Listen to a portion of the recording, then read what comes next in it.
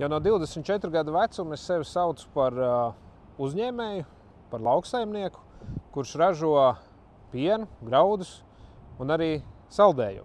Tas ir tas, kas man ir veidojis manu pieredzi un arī pieredzi manā privātajā dzīvē, kur es esmu 5 bērnu tētis un vīrs savai sievai. Laikam ritot un darbojoties uzņēmēju darbībā, vietējie Valmieras novada iedzīvotāji novērtēja darbu, ko es esmu darījis, un ievēlēja mani Valmieras novadā, kur es biju atbildīgs par tautsaimniecību, par attīstību.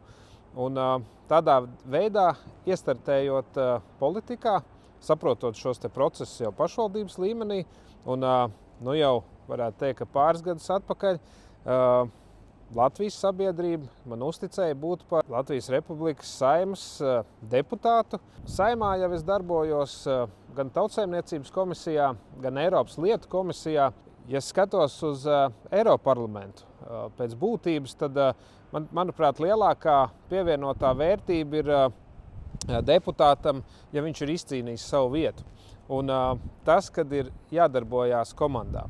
Jo tikai komandā mēs varam iegūt kādus rezultātus, jo viens tur nav cīnītājs. Tāpatās kā vienu koku mēs nevaram saukt par mežu.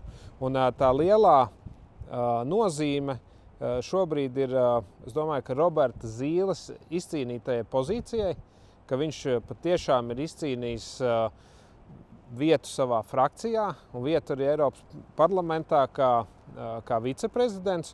Un es domāju, ka tas ir tas, kas mums Latvijā ir jāizmanto, lai mēs jaunāki deputāti, ieejot iekšā, spētu pārņemt no viņa šo te pieredzi. Un tā būtu tāda ļoti liela pievienotā vērtība, ko iegūt, darbojoties kopā plecu pie pleca ar Robertu Zīli.